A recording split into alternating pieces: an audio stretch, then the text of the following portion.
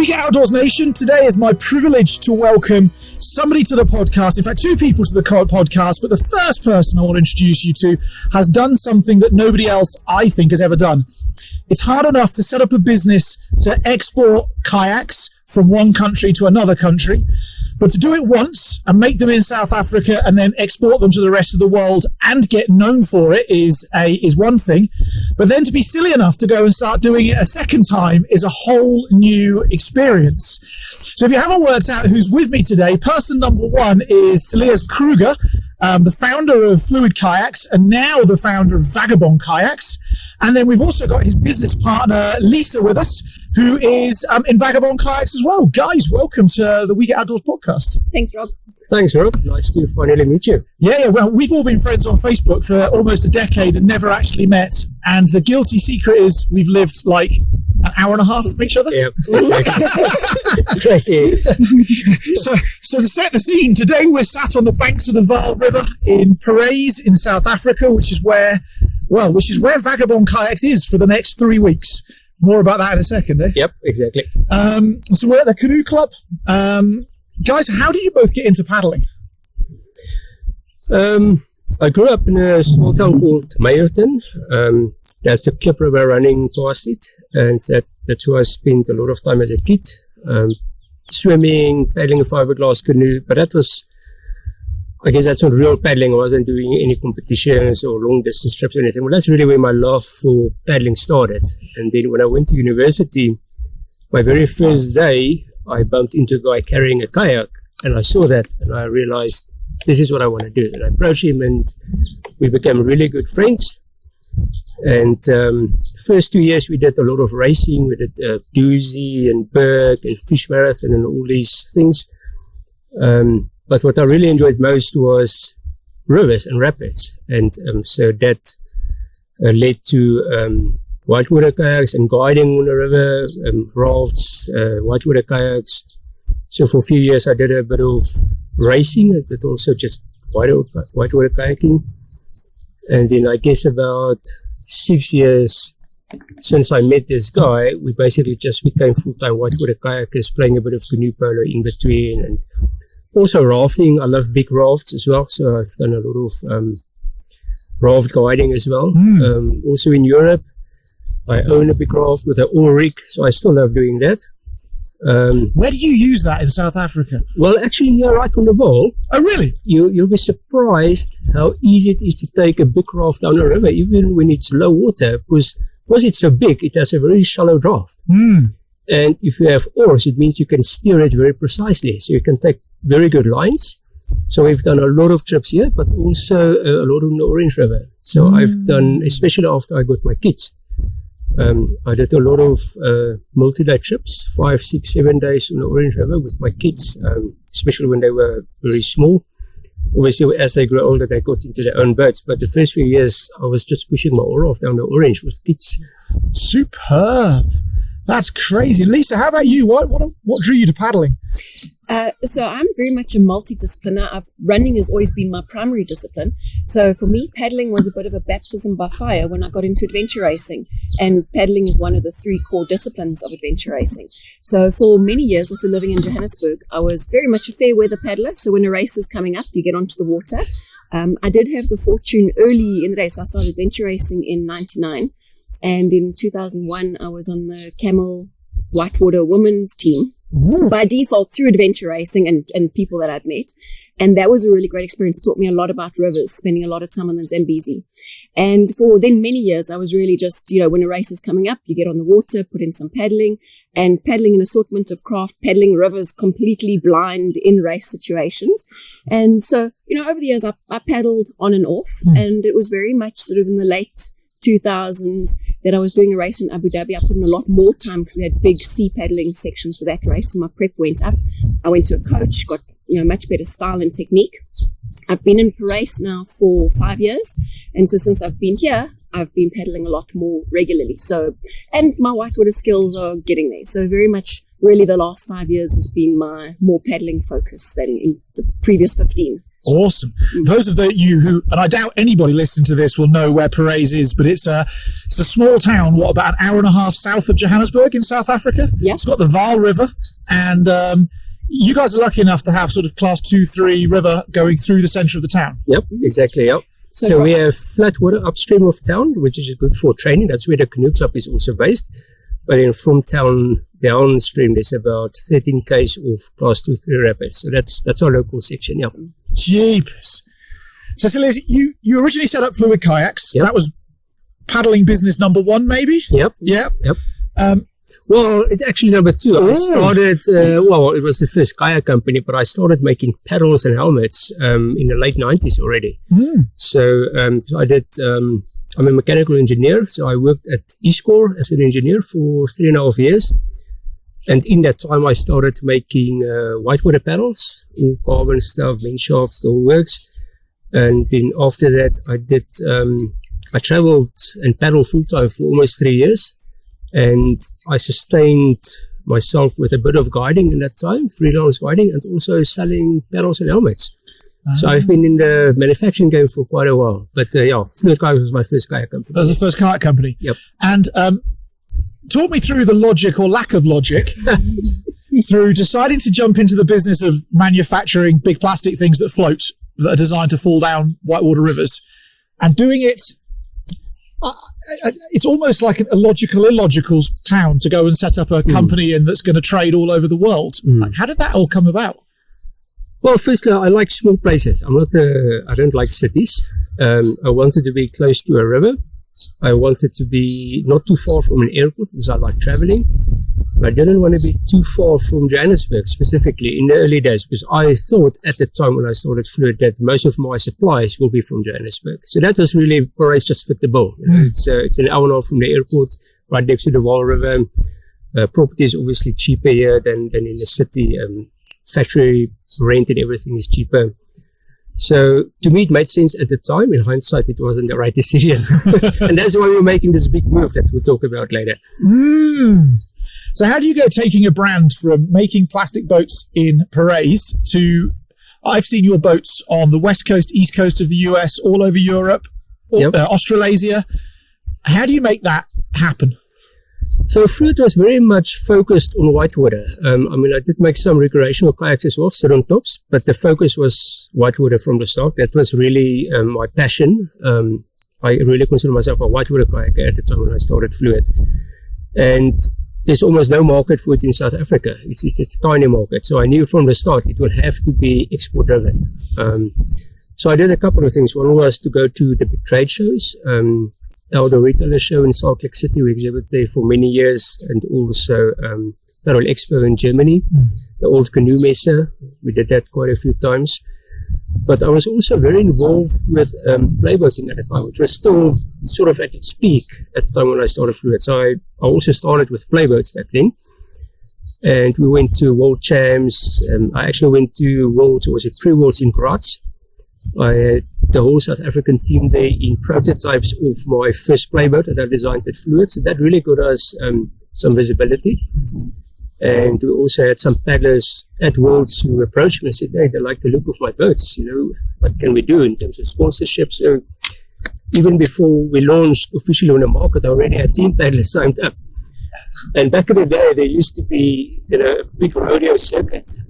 People go to events every weekend. It's quite different from what it's now. So that was a good way of getting the word out, was sponsoring the right guys who were really visible and passionate, and they like my designs. They're a bit different from what other guys are doing. And then obviously quality was also a big thing from the start. So good designs and quality was really the thing that I built a brand on, and then working with the right people and going to the right trade shows. That was really the thing. So I haven't told you this, but I was in a helicopter crash in New Zealand once. Okay. Well, we weren't very high up, but swing loading boats underneath a helicopter in a net. So I don't know if you've paddled in New Zealand. Or, I have, actually. Yeah, so you probably experienced that. Yeah. And they sort of normally need to put 5-6 boats in the net. Yep. Otherwise, the net's not stable enough. Well, we only had 4 boats in the net, and we're going up to go and paddle a river. And there was 2 Piranha kayaks, a Prion kayak, and a Fluid kayak. And the wind blew, and the net went up into the tail rotor. of the helicopter. And, well, you can imagine there wasn't... But the only two boats that survived was a Fluid Kayak and a Prion Kayak. The Piranha Kayaks, mine being one of them, looked like somebody had taken a hot butter knife and gone straight through the plastic. Yeah. The only two that survived were Fluid and Prion. So I guess that's a testimony to making bulletproof boats. I think so. And that was definitely part of the success of Fluid in the early days. Because, when I launched Fluid, I wasn't a big name or I wasn't a well-known paddler overseas. And I think the reputation we built of making solid kayaks was really the thing that got us through those first few years. Absolutely. Yeah. So that's been a big focus, even with what I'm doing now with the new factory, is really focusing on quality. That's we just spent a lot of time on tweaking the cycles and using the right materials and everything. That's a big focus of what we do. Yeah. I guess whatever you put in is what you get back out the other end. So absolutely. You put rubbish in, you get rubbish out. Absolutely. Yeah. So here we are. You've bravely decided, the pair of you, to set up Vagabond Kayaks. Tell me why the move from whitewater, and what should people know about Vagabond Kayaks? Because it's quite a new business, really. Yeah. Tell us the story. There are a couple of angles. One is, it's pure economics, obviously. The recreational market is simply bigger than whitewater, so that's obviously a big factor. But also, after I left Fluid, I had a restraint of trade, so I couldn't really operate in the market for a while. And that really gave me time to sit back and really look at what's happening in the sport, in the world of paddling, and why is it not growing like it should? What's holding it back? So it really gave me an opportunity to, how can I put it?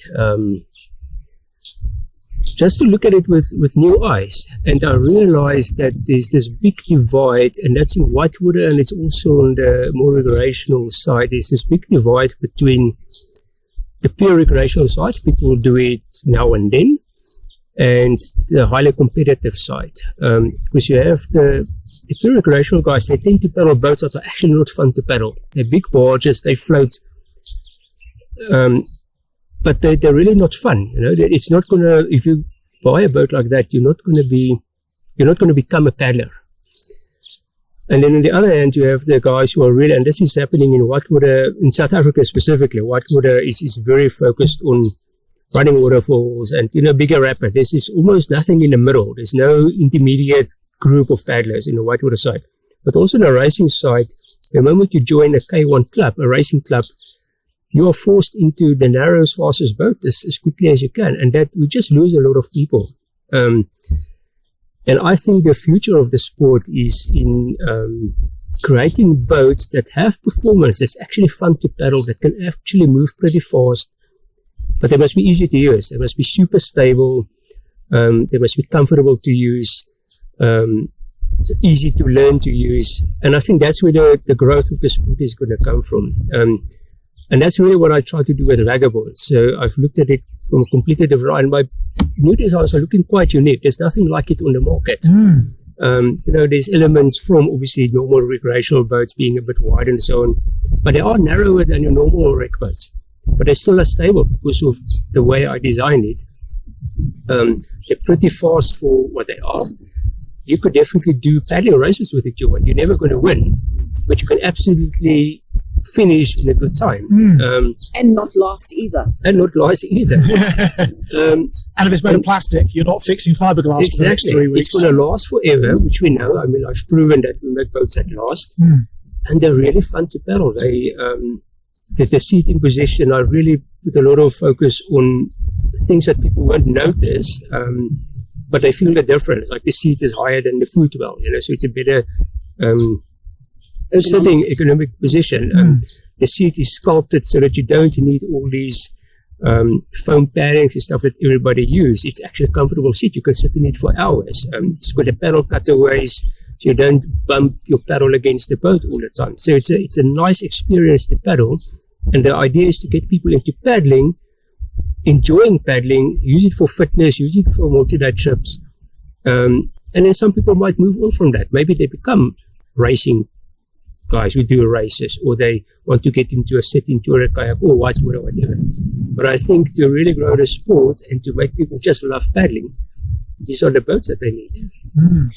I think something else critical that Celliers built into our designs is that our feet in the Vagabond boats are positioned together, whereas many recreational boats have the feet out to the sides with often sometimes something between your knees.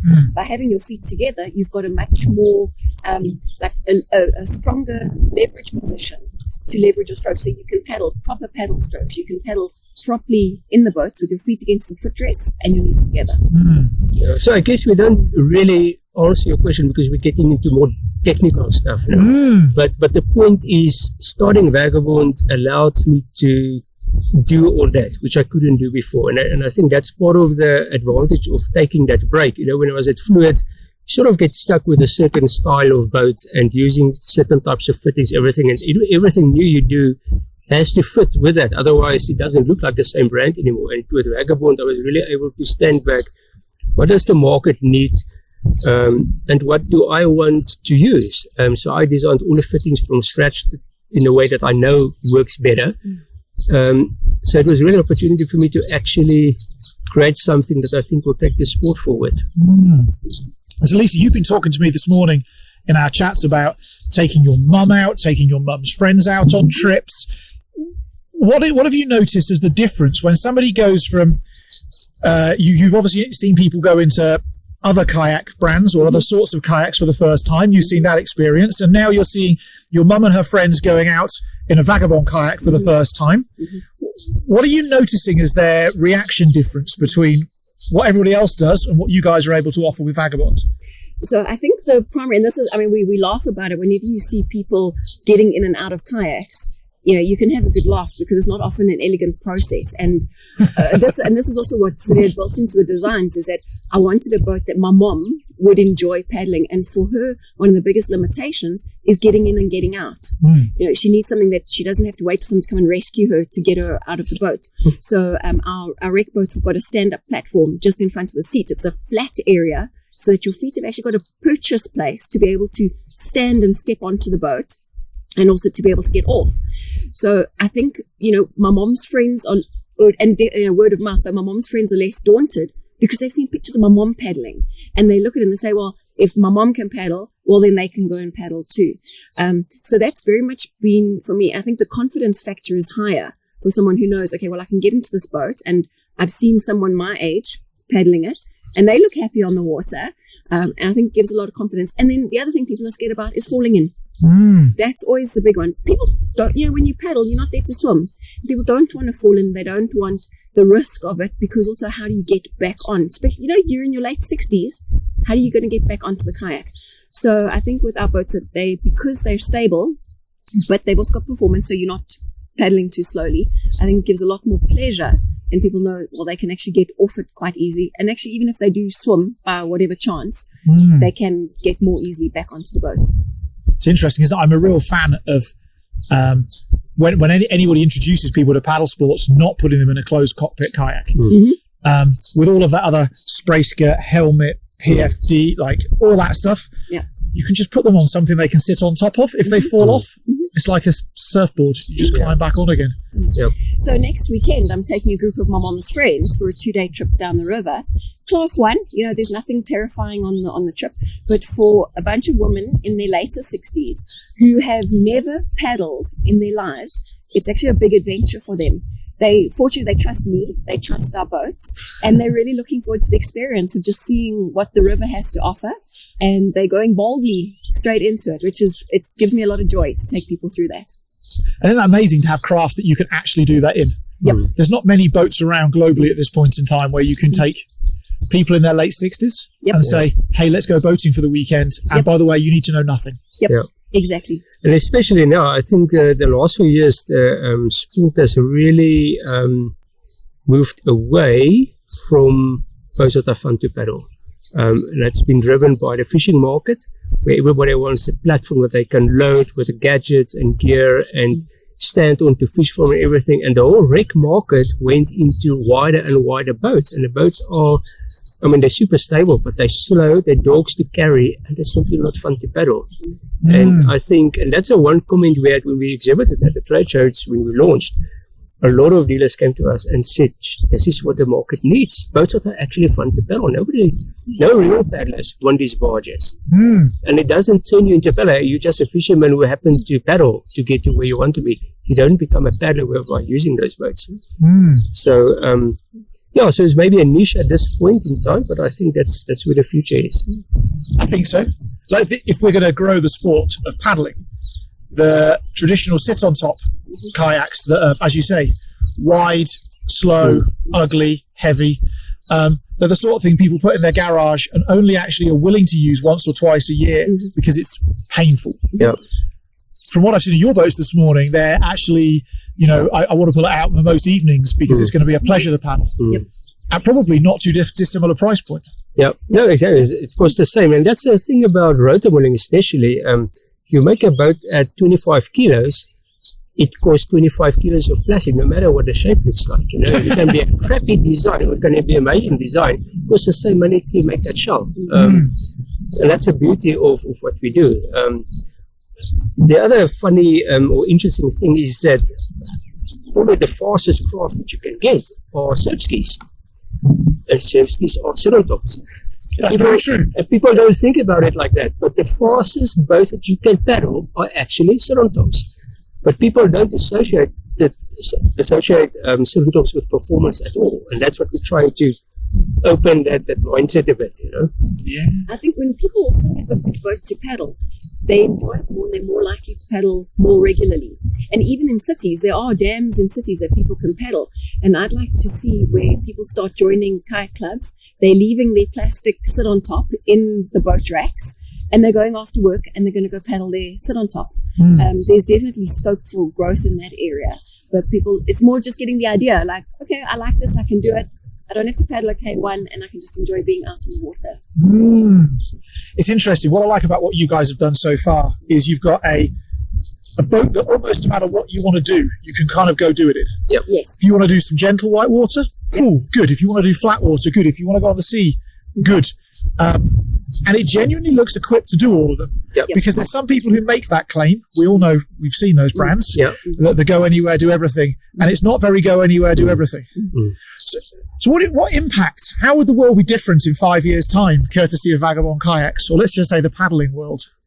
I definitely, well, first of all, obviously I hope that Vagabond is going to grow a lot, but I think you'll see more manufacturers making boats like this. And what's quite interesting, only a few months before we launched Vagabond, I don't know if you know Jim Marsh, he used to be with Canoe Kayak USA.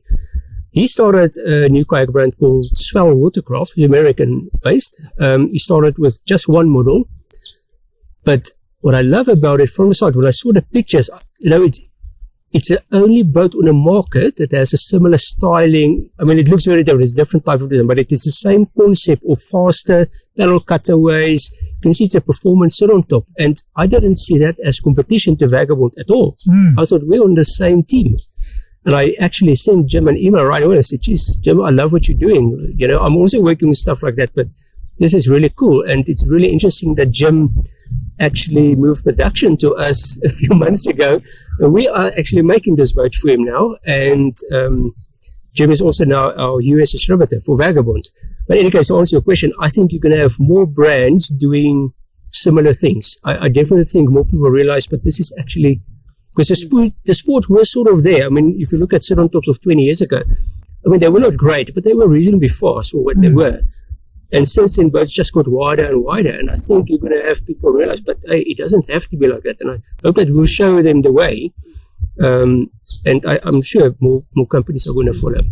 I think so far what Vagabond is still leading the race in is our children's kayak, the Quando. Celliers, from having his own children and having them out on the river, was really saying, well, what do children want? Well, children want the same as what we want.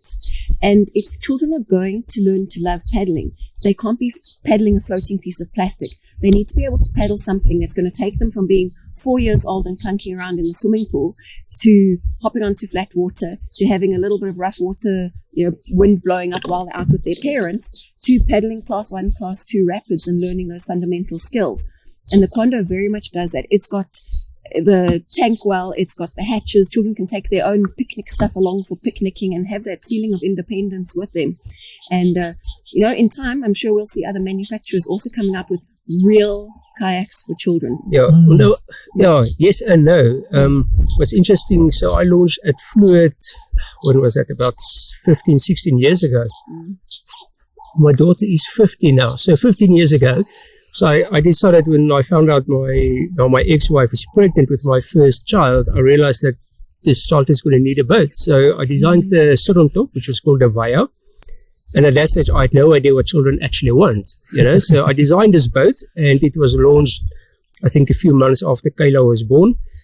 And that was really the first real sit on top on the market worldwide for kids. I'm not talking smaller kids, 5 to 10 years old. And I assumed over time more companies will do something like that, but improve on it. And the funny thing is, nobody did.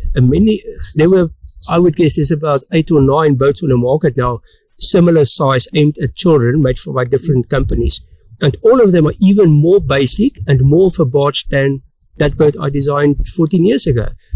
So obviously what I did now is way beyond that. It's a completely different experience, way better. But I'm not convinced that people are even going to see the light. And I think one reason is cost. Sequando is certainly not the cheapest kids kayak on the market because it's got all the features about it. It's got the hatches, it's got botholders, it's got all these things where everybody else just went as cheap as possible. And I think the assumption is that parents just want the cheapest boat on the market for the kids because they're going to outgrow it. I think it's a disservice to the kids because they're not going to learn to love paddling by paddling these barges. You want them in a real kayak. So I'm actually very curious to see what the market is going to do, if people are going to follow, other companies or not. We'll see. I've trained thousands of paddling coaches around the world through British Canoeing. Yep. And one of the things we talk about on the level 1 coach, which is like teaching people how to coach introduction to paddling. That's 4 days in length. Yep. And we talk about, right size kit for the right human being. So if you've got a 7-foot giant, he needs a bigger paddle and bigger kayak. And if you've got a kid, they need, do you know how hard it is to find quality stuff at the right weight and right size for kids? And the amount of adventure sports centres I've been to where they put kids in small adult kayaks but with adult paddles where the shaft is double the size with their hands and the blades are too big and it's too heavy. And the kids don't like it because they get tired and it sucks.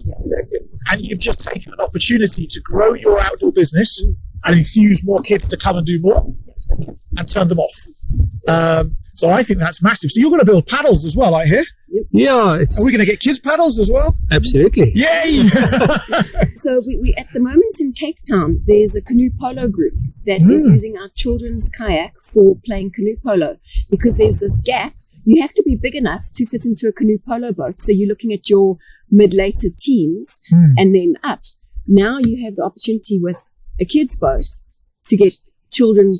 And again, it's a sit on top, so you don't need to roll. Yeah. That's a big thing. And it's agile, it's maneuverable, and children can learn paddle skills while playing a fun game on the water. So but definitely, paddles, small paddles are definitely required. And Celliers coming in with all those great designs. Awesome. There's a gap in the market for a big new paddle manufacturer. Absolutely. I'm getting back to my roots. As I said earlier, I made paddles even before I started making kayaks, and then I didn't make paddles for years. And since we launched Vagabond, a lot of people contacted me who still use my old paddles that I made 20 years ago and said, "When are you going to make paddles again?" And eventually enough people asked me, and I thought, well, maybe it's time to actually do it. So I spent the past year and a half designing different paddles, touring whitewater, and doing prototyping. And we're basically in the market now. We haven't even launched officially yet, but we've started to take some orders and we're busy making the first paddles now. That's incredible. Yep. So it's all happening. I love it. I'll become a seed for paddles. Mine are all in Seattle at this point in time, so I don't have any paddles in South Africa. Right. So there's an elephant in the room that we should talk about. And the elephant in the room, most people aren't aware that most of their paddling equipment, or a lot of it, gets made in China. Yep. Now, we're in Africa that equally is a third world continent. Yep. Like, talk to us about making boats and paddles in Africa or in South Africa.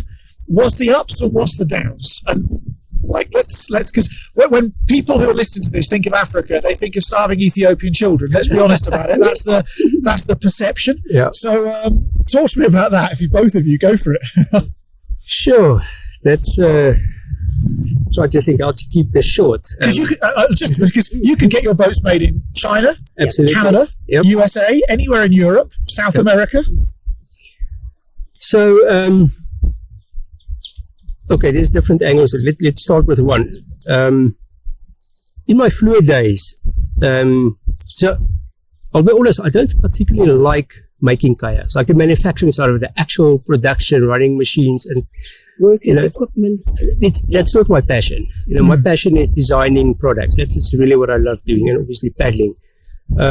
So I tried to not do it. So in my fluid days, I tried outsourcing twice, and both times it was a complete disaster. And both times we used companies in North America and in Europe who I assume would do a great job. And I'm not saying, I'm not going to badmouth them or anything, but it didn't work for us. We had lots of issues, and I realized, for me personally, to put a quality product on the market, I actually have to make it myself. So that's really the bottom line, to do what I want to do and keep, stay in this industry and designing the boats I want to design. I actually need to make the boats. But Africa is not a bad place to do it, really. Our biggest challenge is shipping. That's a big challenge. Shipping from South Africa to other parts of the world is expensive. But in terms of raw material, it's very reasonably priced here. Talking about plastic, which is our biggest, obviously, material cost, is the actual plastic. We get it a really good quality plastic at a very reasonable price. And then obviously labor, and it's always a hard thing because people think, well, you're just taking advantage of people. And definitely in my case, here in town, I'm very sure that my workers are the highest paid workers in town. There's no doubt about it. So, but for sure, labor cost in South Africa is way cheaper than USA or Europe. In fact, our labor cost is actually, I would say, on par with China right now. So China used to be quite cheap. So I've been to China quite a few times, and I could see over time how their labor costs increased. So I think right now our labor cost is on par, but I think the difference is in China, they are really focusing on very high volumes. So they cut corners, and I'm not saying I have a lot of respect for many Chinese manufacturers, but I think in the kayak industry specifically, because there's quite a few, I think there's between 30 and 40 factories in China making kayaks that get shipped all over the world. So there are many companies who just buy these generic designs, they put their brand name on it, and they buy it from there. And I visited some of these factories, and it's all about volume. So they cut corners. There's no way you can produce boats in that period and have it at the same quality as we do. So we definitely take longer time. I run even my oven cycles are longer, slower than what I could, because I care about the quality. So I don't see us ever making 30 or 40,000 boats a year. That's a whole different game. I don't want to go there. So we run a fairly small company, so we have very good control over what we do, get most of our material at pretty good prices. And I think we have a unique story. We take people, most of my workers, and I mean some of my workers, when I started employing, they're in their 40s already or early 50s. That they grow up in townships, and quite often when I employ them, it will be their first full-time job in their whole life. So you take people who grew up in an environment where they do odd jobs now and then, barely surviving, they have big families supporting each other, and suddenly you give this guy a job to teach him skills. And in time, they become the guy who supports a whole family again. And they often live in houses where they have 3 or 4 different families living together, and you end up with this one guy that you employ who actually support 10 or 20 other people. And I think that there's a good story behind that. I think we're doing good. And that's what we need in this country. Well, you're doing what's desperately needed for South Africa, which is exporting as opposed to importing. Absolutely. Yep. Like the only way South Africa turns itself around is to bring foreign currency in to pay bills, as opposed to buying stuff from overseas. Absolutely. Yeah. That's incredible. So you're off to George soon. So where is George, first of all, just for those who won't know? So George is at the coast in the Western Cape. It's about 400 kilometers east of Cape Town. So George is a very big town. It's not a city yet, but it's quite a bit bigger than Paris. And I just love the area, first of all. So I've been wanting to move down there for years, but it was sort of a long-term plan. I love the lifestyle. It's at the coast. It's beautiful lakes and rivers in the area, the Outeniqua Mountains with the trails. I also love mountain biking. There's not great whitewater in George, but you're not too far away from great whitewater either. You know, Cape Town is 4 hours away. There's the Dwars and the Molenaars and the Wit and all those rivers. Even the Transkei is not too far away. So it's been sort of a long-term plan to move down to George at some point. For different reasons. One is that the local market has changed quite a lot. As I said to you, back in the day, most of our sales were up in Gauteng in terms of South African market. And the last few years, the sales are down at the coast. It seems like either people are different or the people who were up here have moved down or whatever the case is. The local market is down at the coast and it's also closer to the harbors for export. That's one problem we have with Paris. We're 7 hours from Durban, which is our closest harbor, and we're not on the main route. So shipping, just the trucking cost from here to the harbor is hugely expensive. So George is only 3 hours from PE, which is there's a big harbor there, 4 hours from Cape Town. So anyways, this has been a long-term plan to do that. But our business is really growing at the moment, both with Vagabond. Vagabond is really growing well now, international market. And we also started manufacturing kayaks for other brands. I mentioned to you earlier that Swell Watercraft, Jim Marsh, his company from USA, he moves production to me, and then Stealth Kayaks, which is a Durban-based company. They do composite fishing skis. They approached me a year ago to design a plastic fishing ski for them, which I did, and that just went into production, and they're busy growing. And we're also doing touring kayaks for a company in Denmark. So overall, our factory is getting really busy. And our current factory actually can't cope with that. So we need to move into different premises and build more machines, which is what we're going to do. And I just decided if we're going to move into a new building, why not just move to the place where I actually want to be, where things work.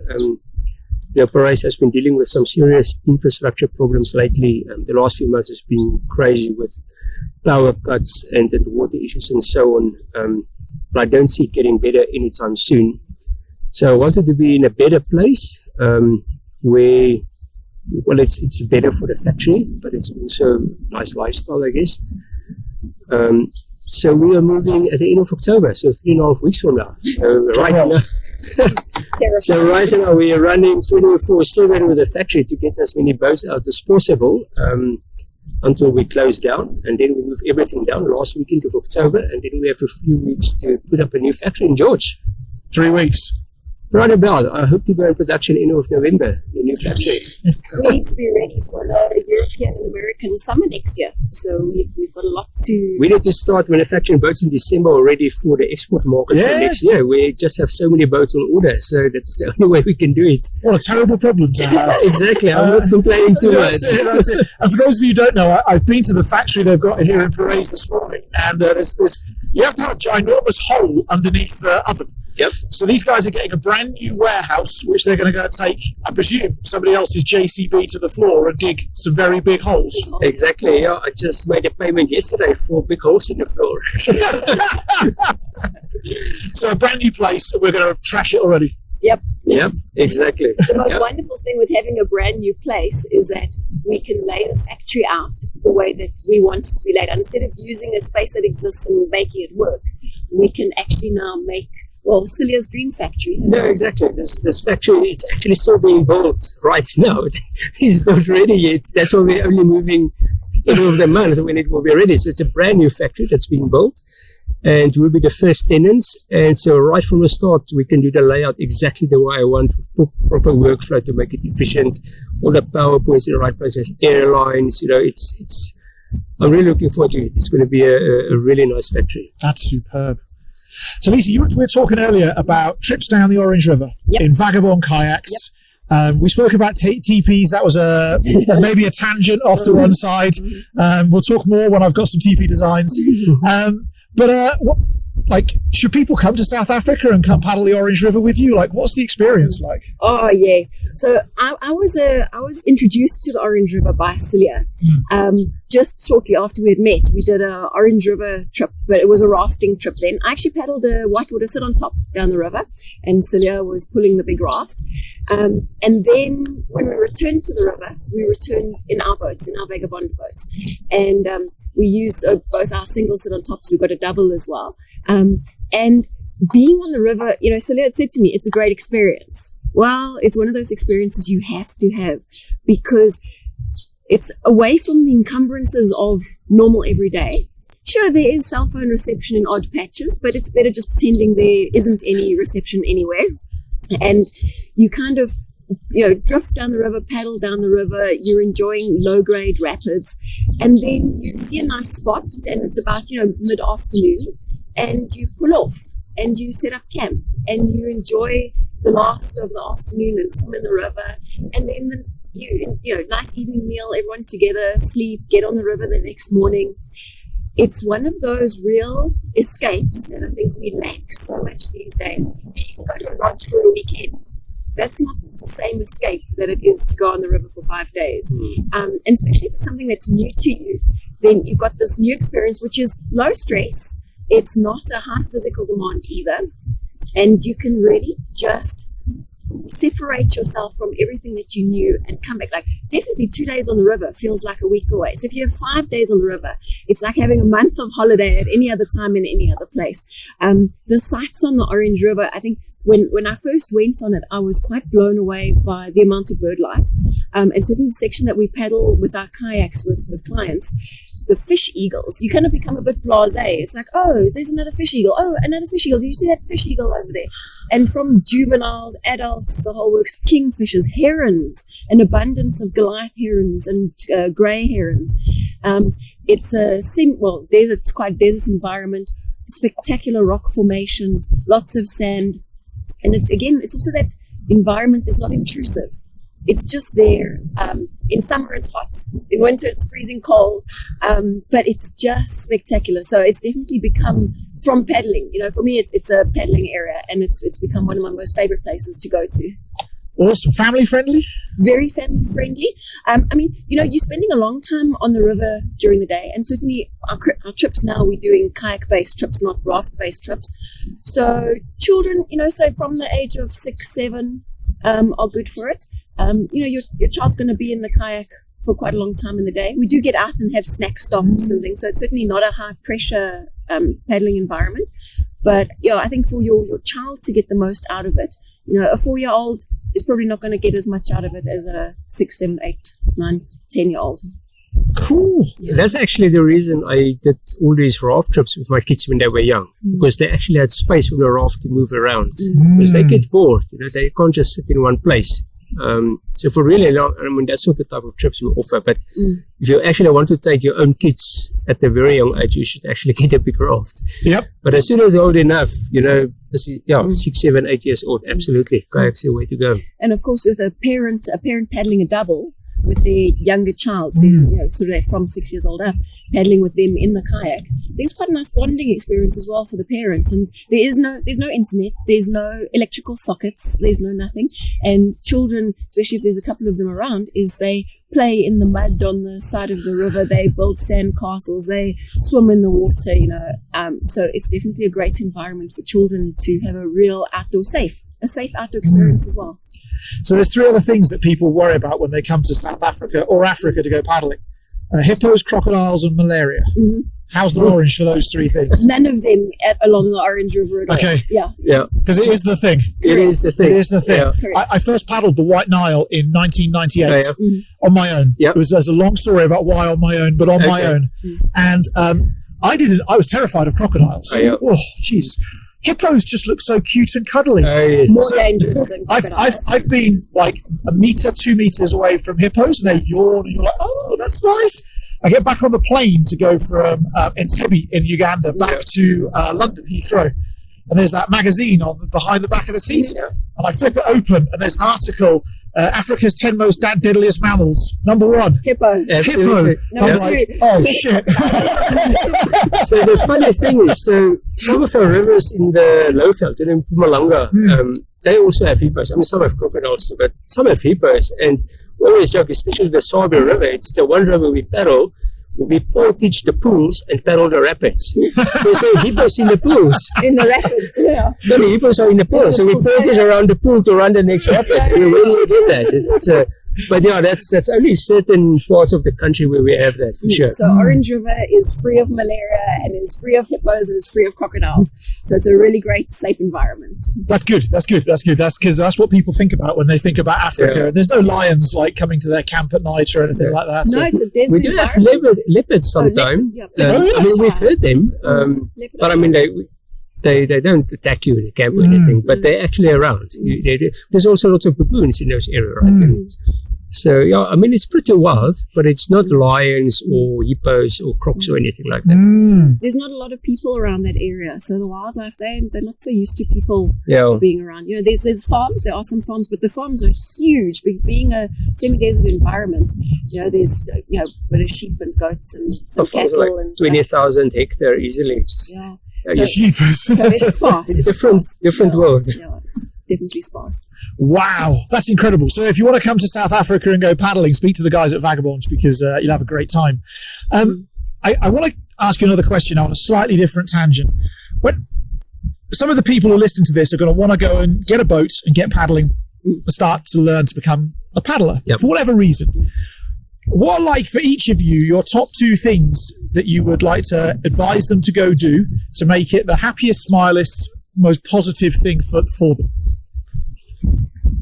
2 things. We have 2 things each, so you can have 2 and you can have 2. Okay. I think, I assume you're talking flat water now. We're not talking about white or anything. Yeah, they're going to go and get a Vagabond kayak and give it a go. I think to really get the most out of your boat, you actually need proper skills. And I'm not talking about a wide variety of different strokes or anything, but it's the very basics of posture, proper forward stroke, a proper backward stroke. How do you stop? How do you turn? I would advise anybody who's serious about paddling to actually do at least a half-day course with somebody. It doesn't need to be this long extended thing, but to just learn the basics from the start. When you know, once you learn it wrong, it's so hard to unlearn it. Just get it right from the start. It's not complicated, but if you don't learn it right from the start, you might actually not enjoy it. So I think that's probably the first one. Your turn.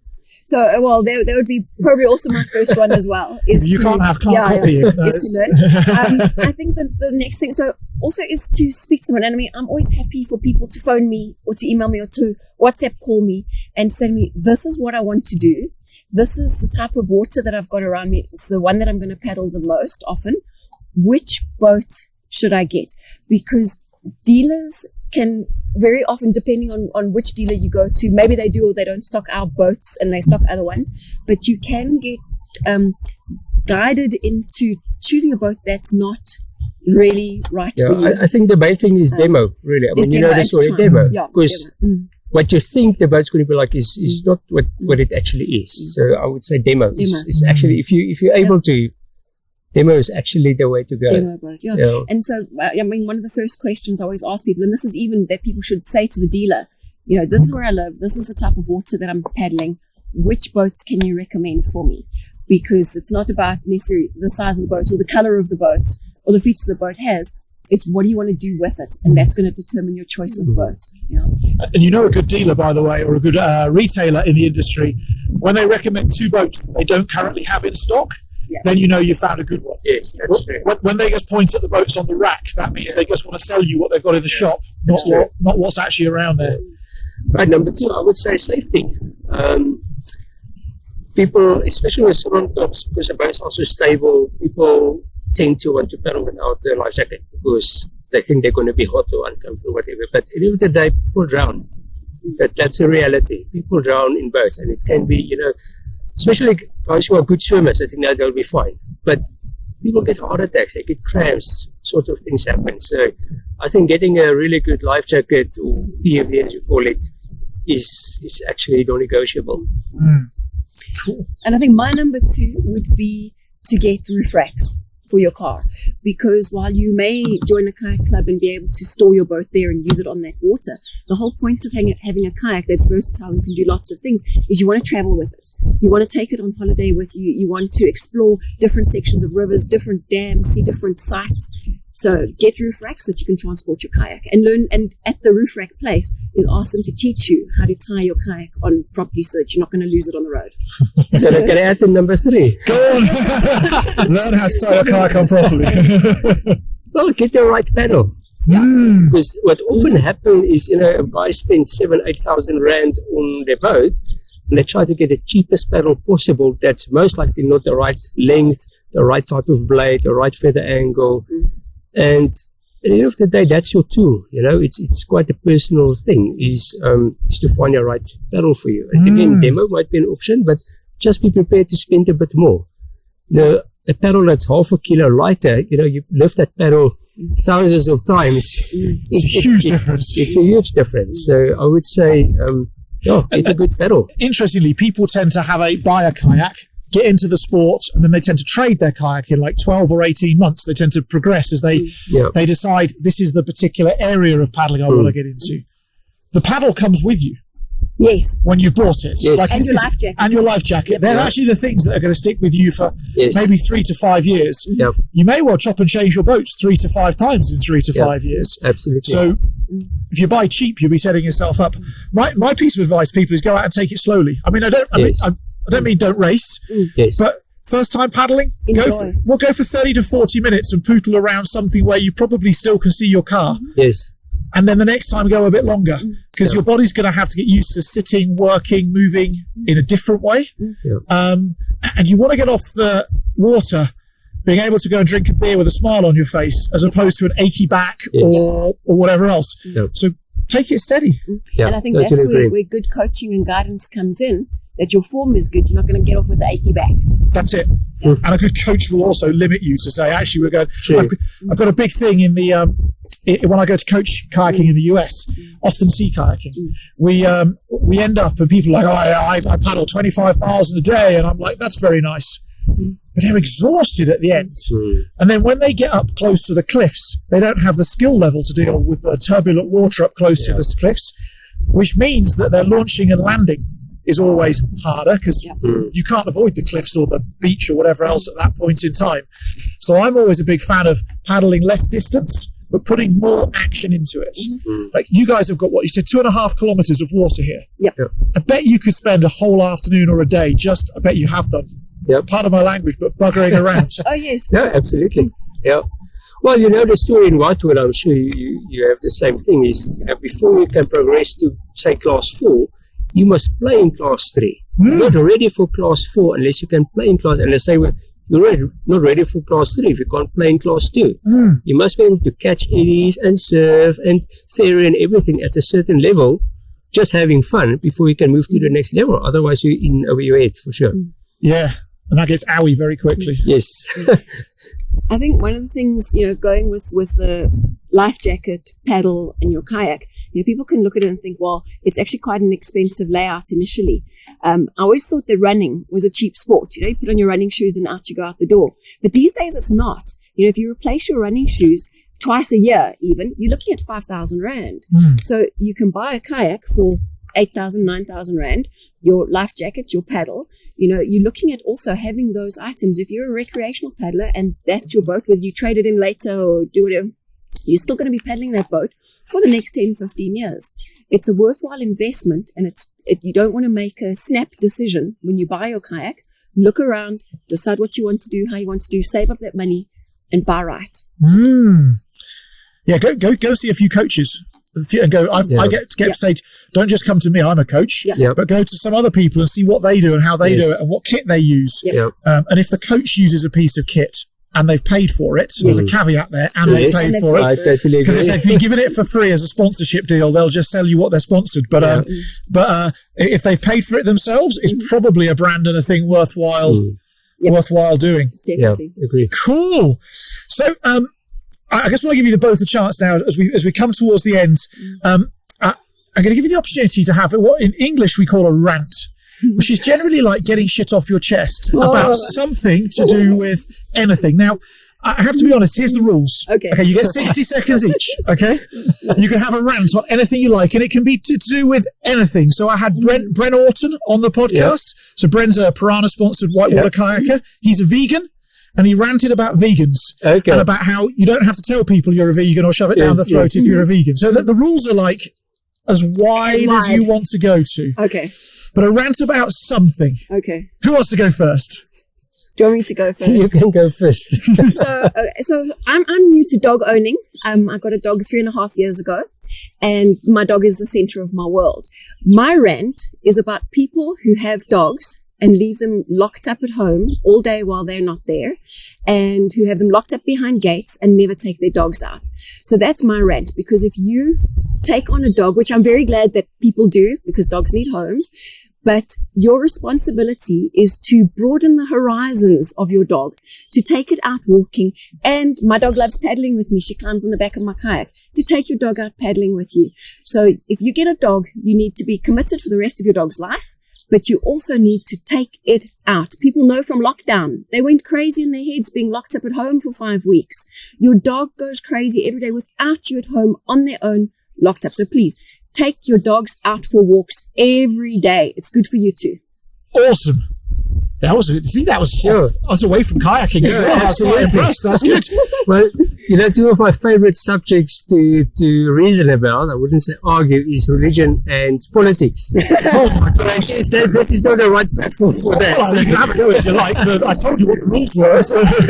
But I'll try to stick to things we've talked about earlier. And I would say one thing that really bugs me is the way people push kids into the wrong sports and pushing them to perform at too young an age.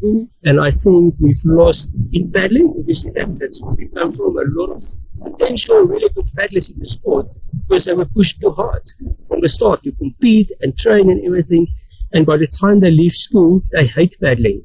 And the same goes for mountain biking and all these other sports. So obviously, I'm talking all outdoor sports now, but people who go into this at a young age, all of them tend to be pushed too hard, and then they end up hating it. And the same goes for school sports, where people are pushed into the mainstream sports that half of the kids actually hate doing, but they just have to do it. That's what the school does. And same story, they get pushed too hard. And most people stop doing sports when they finish school because of the way they've been trained. I think that's a big issue for me. Because I have kids, I've become a lot more aware of it since my kids have sort of entered that teenager years where this has become an issue. It's massive pressure. Interestingly, all of the work around long-term athlete development says pretty much don't let them compete that hard till they're 16. Yep.